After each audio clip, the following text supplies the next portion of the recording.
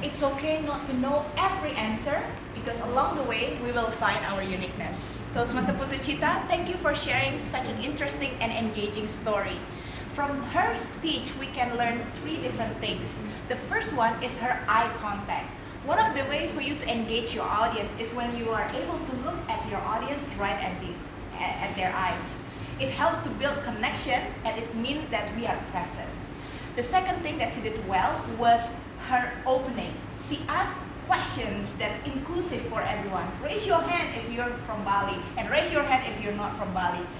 She immediately included us right in the beginning of the presentation and helped us to focus on her. The third thing that I enjoy is her use of personal story. When you're able to share a personal story, a story that is uniquely yours, it immediately sets you apart, and it also helps the audience to know you as a speaker a little bit better. To elevate this speech into a much more engaging speech, I would like to recommend 3 things. First is the use of humor.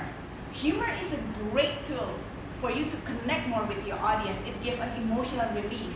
And I believe there was a missing opportunity for her to include the humor in the dialogue where she said, oh, the Thai person speak in Thai, the Cantonese person speak in Cantonese.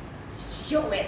So you can say, when I met him, he said, Sawadika, and everybody will laugh. And then when it was Cantonese, you can say, and I didn't know that. And everybody will get it, because for you as the person in that story, it feels like an alien language. So include some humor. The second thing I believe that can help her is to include a character in a dialogue. So for example, it was in the message parlor, right?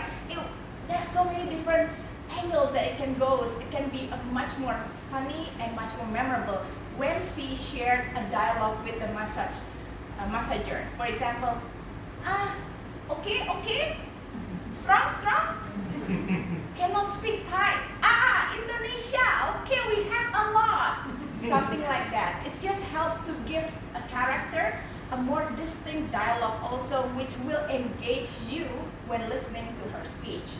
Last but not least, the third recommendation is the use of timeline method. If you observe Putu Cita when she did her speech, she moved around the stage, which is great instead of just standing still. But a better way to do this is to move with purpose. For example, when she speaks about the opening and her trip to Thailand, she can speak from this side.